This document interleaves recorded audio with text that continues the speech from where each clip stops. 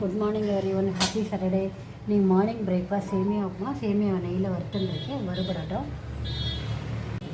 நல்லா வறுபட்டுறது பாருங்க. சேமியா இந்த அளவு வறுபட்டால் போகிறோம்.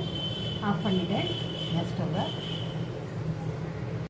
சேமியா உப்புமாக்கு தாளித்து கொட்டிட்டு கடுகு உளுத்தம்பருப்பு, பச்சை மிளகா, வெங்காயம் வதக்கின அப்புறம் வெங்காயம் கொஞ்சம் வதங்கின அப்புறம் தக்காளியும் போட்டு வதக்கிட்டு கருவேப்பிலெல்லாம் போட்டுட்டு அப்புறம் தண்ணி விட்டு உப்பு போட்டு சேமியா போட்டு கொத்தமல்லி தூவிட்டேன்னா உப்புமா ரெடி ஆகிடும். தாளித்து கொட்டிட்டு வெங்காயம் போட்டிருக்கேன். பச்சை மிளகாய், கருவேப்பிலை, வெங்காயம் எல்லாம் வதங்கட்டும். அப்புறம் தக்காளி போட்டு வதக்கலாம்.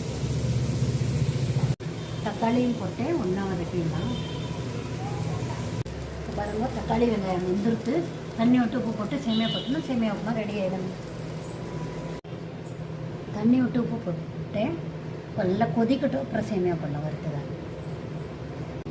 தண்ணி நல்லா கொதிச்சு வருது பாருங்க. இந்த சமயத்தில் சேமியா போட்டுக்கலாம். சேமியா போட்டு கொத்தமல்லி போட்டு ஒரு பிஞ்சு சர்க்கரையும் ஒரு ஸ்பூன் நெய்யும் விட்டு மூடி வச்சோன்னா நல்லா வெந்துடும். சூப்பரான சேமியா உப்புமா ரெடி எடுத்து இந்த மெத்தட் பண்ணி பாருங்கள். ரொம்ப டேஸ்ட்டாக இருக்கும். அதில் கமெண்ட் பண்ணுங்கள், சப்ஸ்கிரைப் பண்ணுங்கள் please. Thank you so much for வாட்சிங். சூப்பரான சேமியா உப்புமாவோட கருவேப்பிலை தொகையில் சர்க்கரையும் தொட்டு சாப்பிடுவேன்.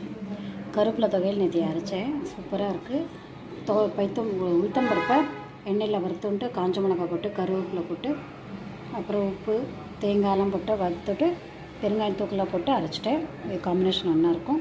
இந்த இதில் பண்ணி பாருங்கள். கமெண்ட் பண்ணுங்கள், சப்ஸ்கிரைப் பண்ணுங்கள். தேங்க்யூ ஸோ மச் ஃபார் வாட்சிங்.